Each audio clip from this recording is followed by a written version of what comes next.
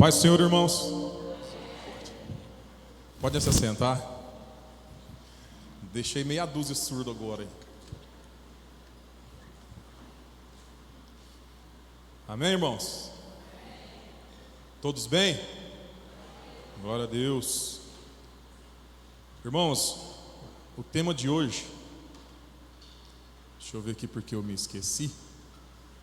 E o pior que fui eu que coloquei o nome, né? É a idade. Pronto.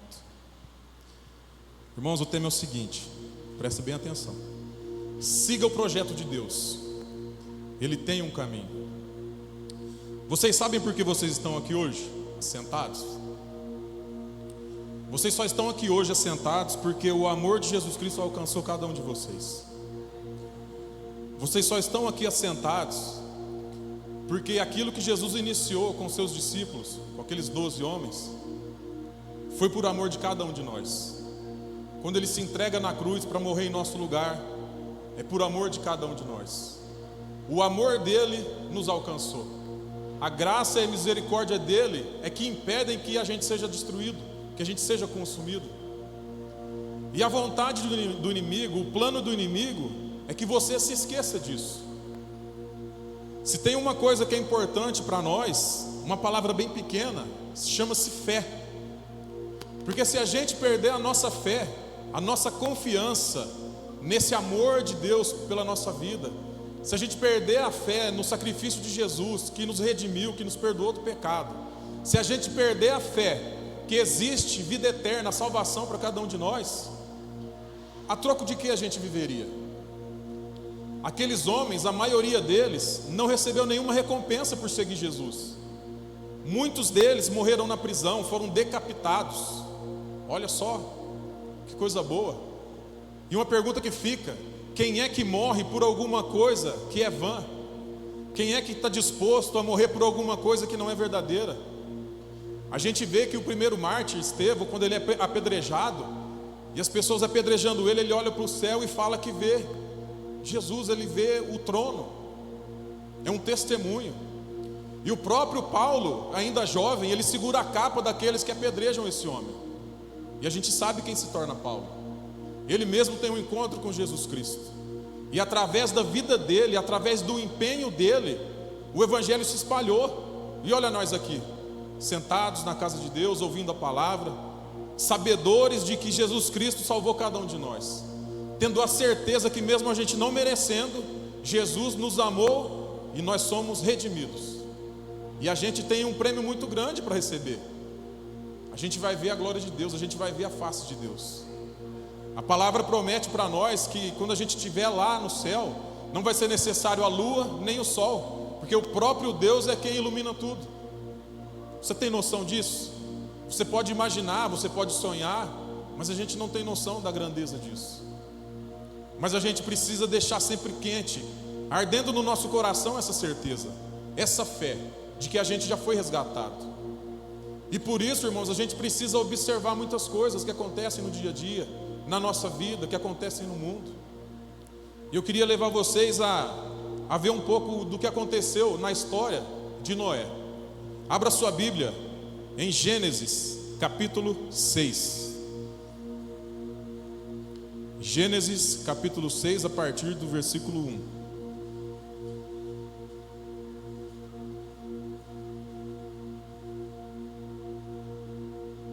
Amém ou misericórdia? Amém.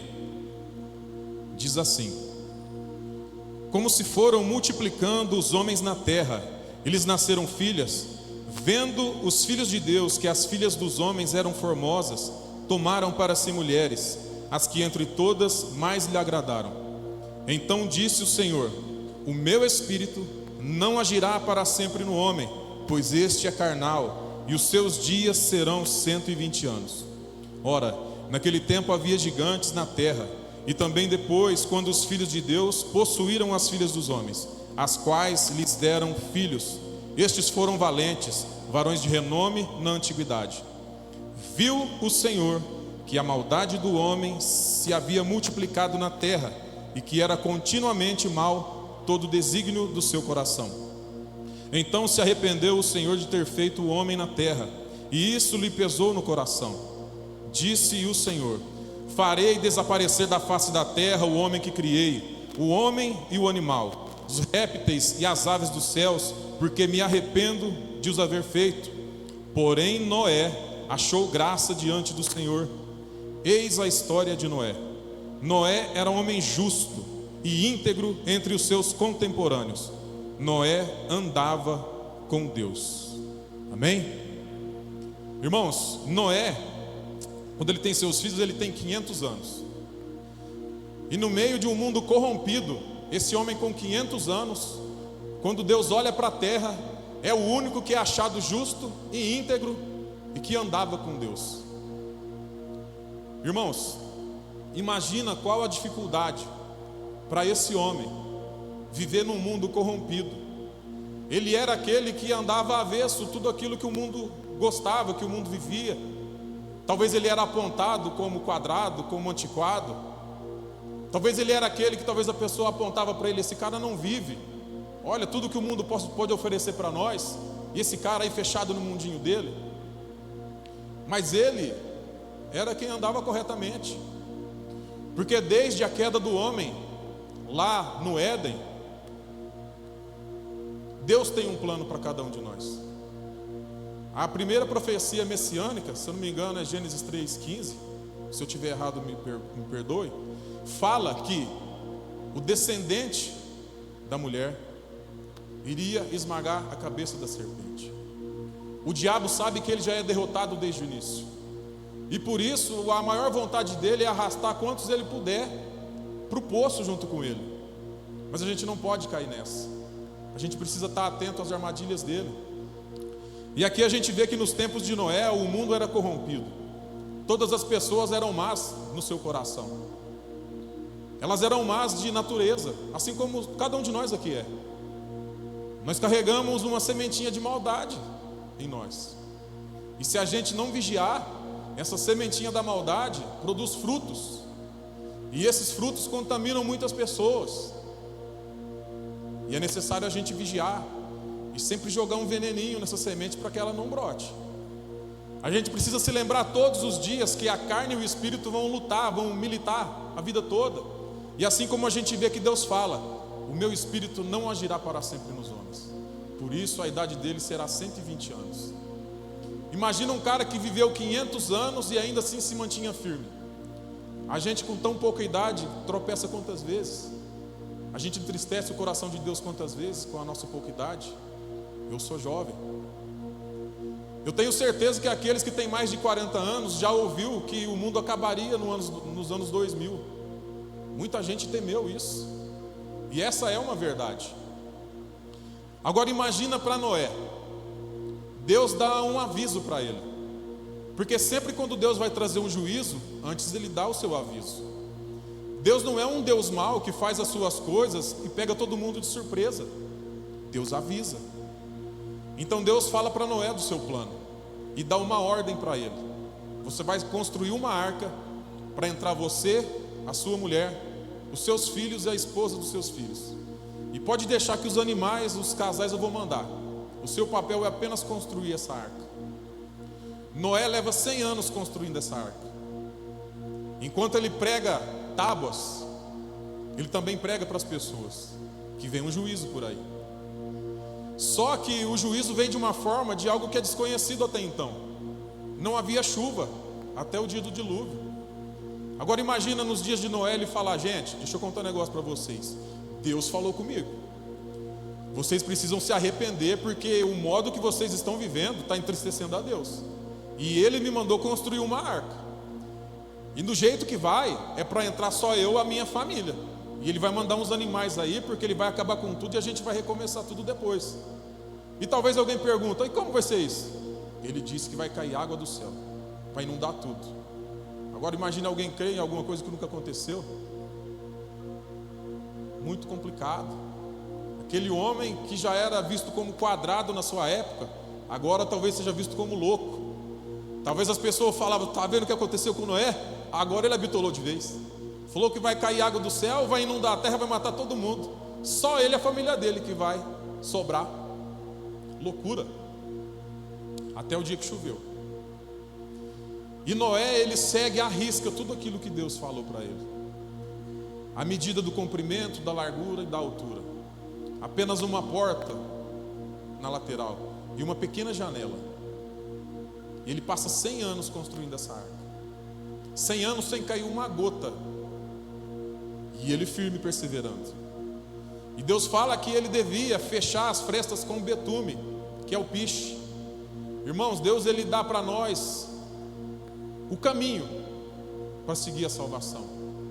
Só que a gente precisa fechar todas as brechas. Não pode sobrar nenhuma. Porque senão a água do juízo pode invadir a sua arca, a sua barca, e afundar junto com todos os outros.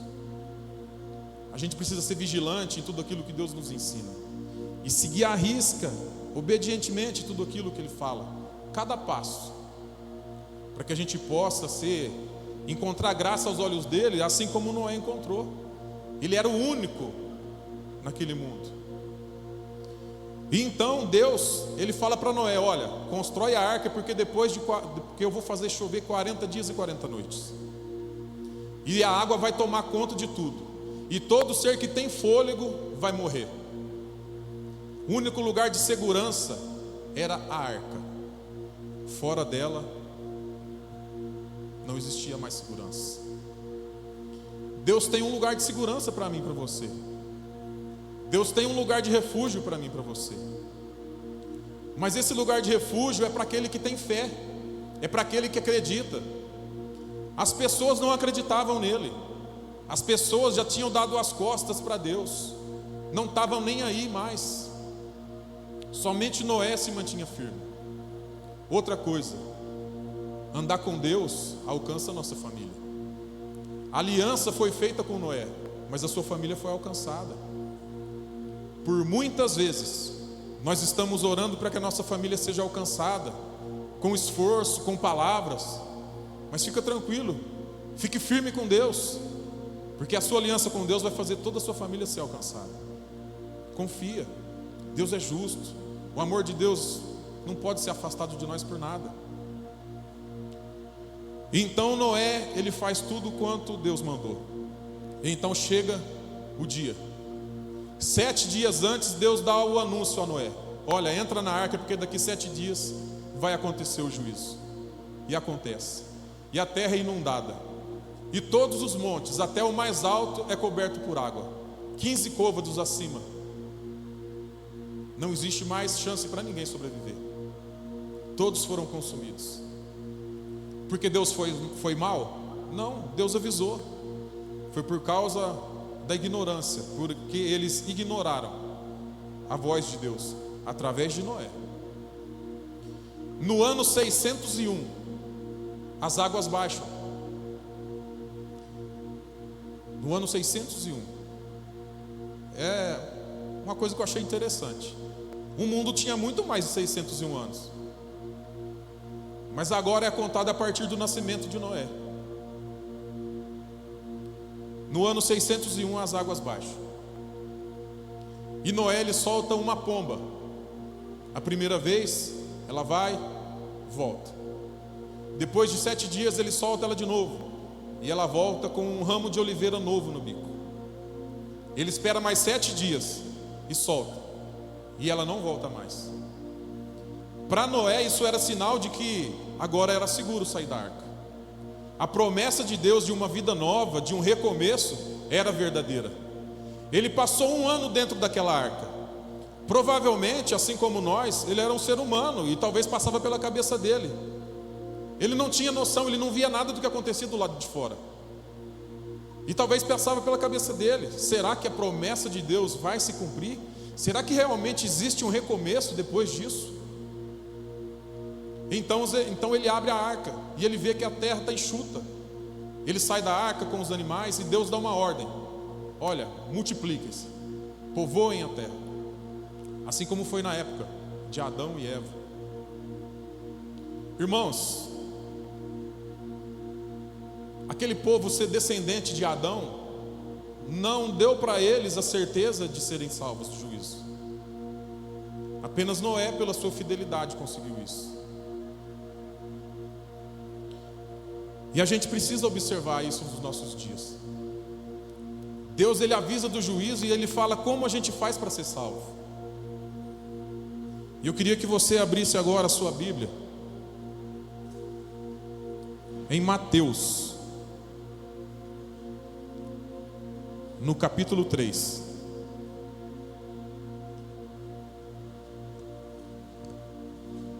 Mateus capítulo 3, versículo 1.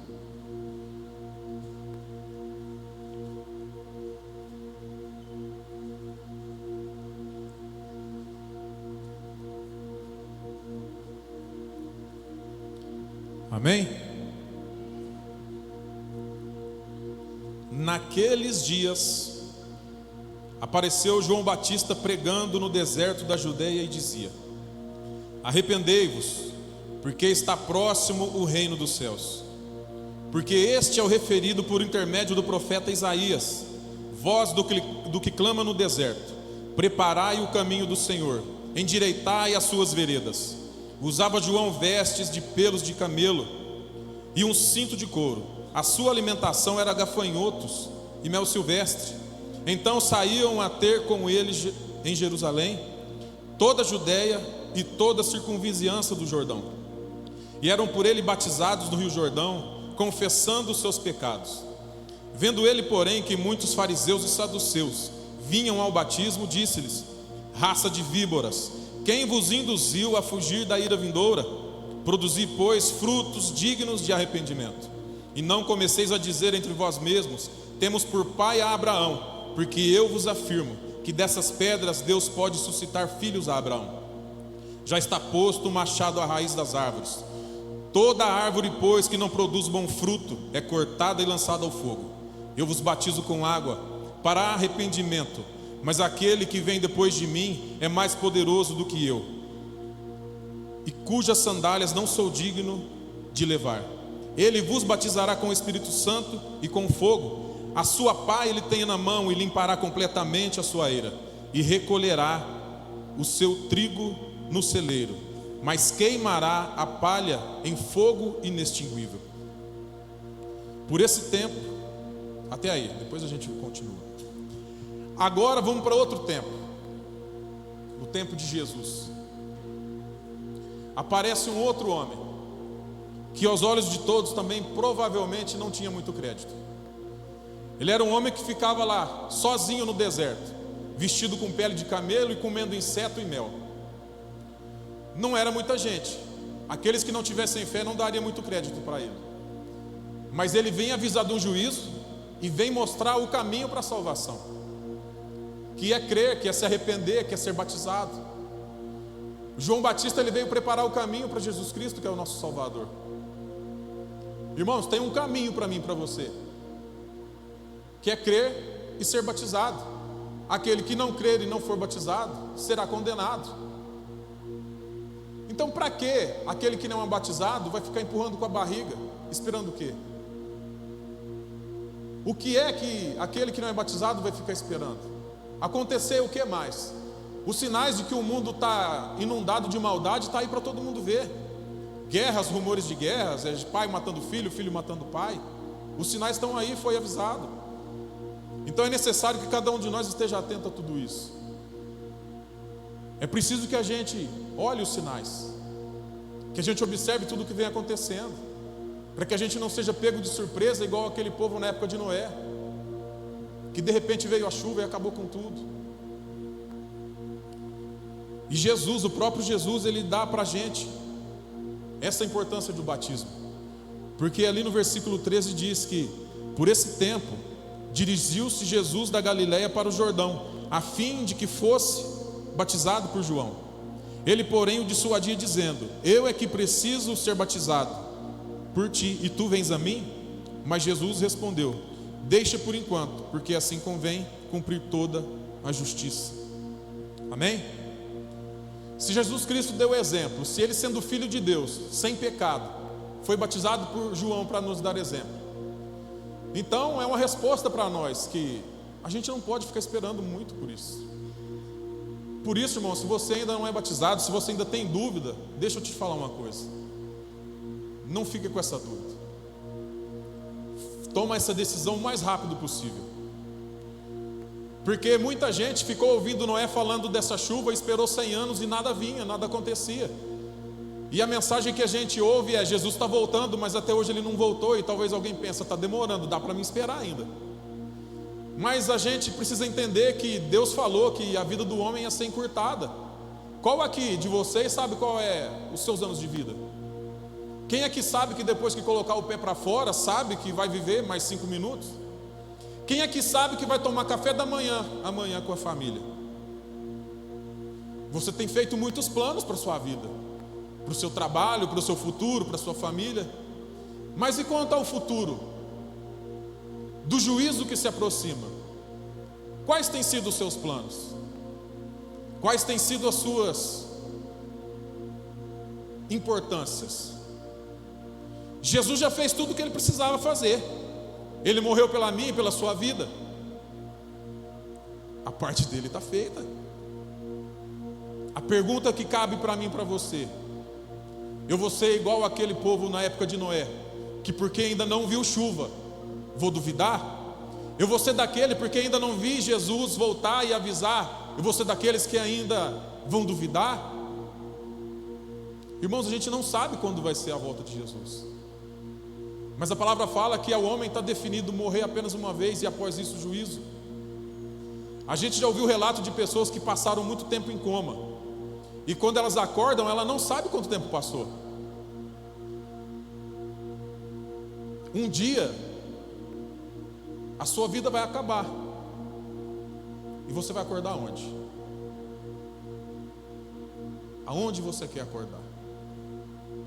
Cercado por quem? Sendo recebido por quem? É algo da gente pensar. Porque na época de Noé fala que o povo não estava nem aí. E no Novo Testamento, quando cita Noé, fala que na época de Noé o povo se casava e dava em casamento. É o viver a nossa vida, o cotidiano, é deixar a água correr. Tanto faz a água do Rio Grande correr para baixo ou correr para cima. Vamos esperar. A gente tem tempo. Não, nós não temos todo o tempo do mundo. O dia de decidir é hoje. Amém? Estou encerrando já, gente. Pode ficar sossegado. Dá uma sacudida no seu irmão do lado aí e fala para ele que está acabando já. É normal a gente dar um sono aí. O pastor já me chamou a atenção um monte de vezes por causa disso. Faz parte. Sabia que isso também é a carne da gente? Pode ter certeza, quando você chegar na sua casa, você colocar uma série para assistir lá, acabou seu sono. Você colocar o celular. A gente precisa entender essas coisas. Faz parte. Amém? Abra sua Bíblia em 2 Tessalonicenses. Eu juro que é a última abertura de Bíblia. 2 Tessalonicenses.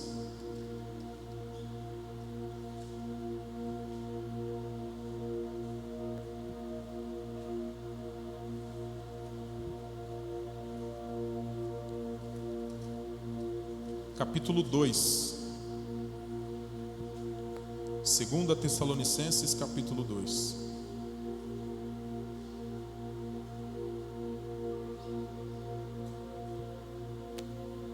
Amém? Misericórdia. A partir do versículo 1. Irmãos, no que diz respeito à vinda do nosso Senhor Jesus Cristo e à nossa reunião com Ele, nós vos exortamos a que não vos demovais da vossa mente com facilidade, nem vos perturbeis, quer por espírito, quer por palavra ou por epístola, como se procedesse de nós, supondo que tenha chegado o dia do Senhor. Ninguém de nenhum modo vos engane, porque isso não acontecerá sem que primeiro venha a apostasia e seja revelado o homem da iniquidade. Amém? Irmãos, a gente falou de Noé, a gente falou do povo na época de Jesus Cristo, do batismo. Agora vamos falar para nós que já foi batizado, que já está na igreja já tem um tempo. Talvez você está na igreja há 50 anos, 70, 80. Talvez você chegou e batizou ano passado. Mas isso aqui é algo que a gente precisa prestar muita atenção. A apostasia. Jesus ele fala que quando chegasse o próximo, o juízo, quando fosse a sua vinda, ter guerras, rumores de guerra. Mas irmão, deixa eu te falar uma coisa. Se você tiver fé, pode acontecer a guerra ali em Tuverava, não vai mudar nada na sua salvação. Mas existe um problema para nós: a apostasia. Se a gente apostatar da fé, se a gente esfriar na fé, a gente vai de tobogã, sem chance, sem colete que salva a vida. Porque se a nossa fé esfriar, a gente vai se apegar em quê? Porque se a salvação vem por crer e ser batizado, aquele que não tem fé na vinda de Jesus Cristo vai ser salvo por quem? Quem o salvará? Ninguém. E a gente precisa prestar atenção e olhar em qual estágio a gente está. Se eu não sou batizado, eu preciso decidir. Se eu estou há muito tempo na igreja, eu preciso analisar como eu estou andando. Preciso olhar os meus frutos de arrependimento, assim como João Batista falou. Eu preciso olhar como está a minha fé. Se eu já não estou esfriando tanto, que agora já não é mais fé, é religião apenas. E religião não salva ninguém. Amém? Irmãos, a gente precisa estar atento aos sinais. A gente precisa estar atento a tudo aquilo que a palavra nos ensina. Aqui Paulo ele faz um alerta para eles. Olha, toma cuidado para ninguém vos enganar. Seja por carta, seja pelo Espírito. Aqui é porque tinha muita gente disseminando notícia falsa, falando, ó, Jesus já veio, acabou o mundo já, gente. Já era, já acabou, o dia do Senhor já veio. É igual muita gente falava, ó, no ano 2000 vai acabar o mundo. Tinha um tal de Nostradamus que ele fez uma previsão, tal ano vai acabar o mundo. E talvez alguém pense assim, gente, eu acho que o mundo acabou mesmo em 2000, Jesus não voltou. Ou ele voltou e eu fiquei. Mas irmãos, fica atento. Ninguém sabe. Mas a gente precisa ficar atento aos sinais. E o maior sinal que a gente precisa observar em nós é a apostasia. Não deixe a sua fé esfriar. Amém? Falei que acabava rapidinho. Só uma coisa agora. Irmãos, a gente precisa atentar a uma coisa. Quando Paulo e Silas estavam na prisão, e eles cantavam e louvavam, e houve um terremoto, e o carcereiro, quando viu aquilo, falou, todo mundo escapou, eu estou lascado. Ele ia se matar e Paulo fala, calma aí, acende uma vela, está todo mundo aqui, pode ficar sossegado. Aquele carcereiro, ele pergunta, o que é que eu vou fazer para ser salvo? E Paulo prega para ele, e ele leva esse pessoal para casa, e a palavra fala que ele e a sua família foi batizado. Quer a sua família salva? Busca Deus, leva Deus para dentro da sua casa. Não é pelo esforço não, meu irmão, não é pelo seu muito falar. A gente não convence ninguém, mas você pode ter certeza que Deus é fiel para cumprir aquilo que Ele promete.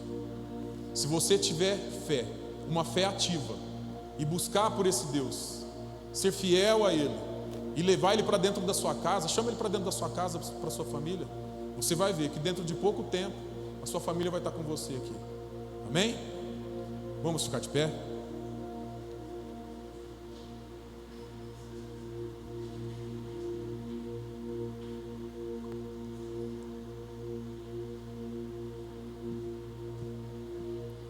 Irmãos, não vou fazer apelo, não vou chamar ninguém aqui para frente, até porque seria desnecessário.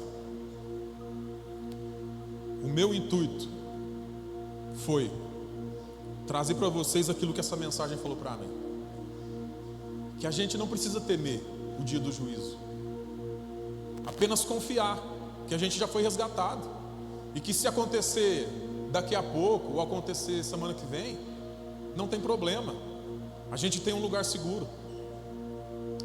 Vocês lembram que Noé solta uma pomba e ela não volta para mostrar que existe um lugar seguro? O que é que acontece com Jesus depois que ele sai da água? Alguém lembra?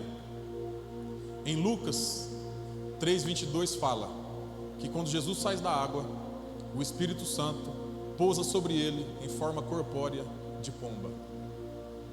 Aquela pomba que falou para Noé que existia um lugar seguro, não estou dizendo que é a mesma, mas eu quero te dizer que simboliza o nosso lugar seguro é Jesus Cristo, a nossa rocha, o nosso lugar de recomeço, o lugar de vida nova é Jesus Cristo, meu irmão. Em Apocalipse fala que lá no céu não vai ter tristeza, choro ou morte. É isso que está proposto para você. Você crê? Você acredita nisso? Mantenha firme e acesa a chama da fé no seu coração. E leva isso para dentro da sua casa. Amém?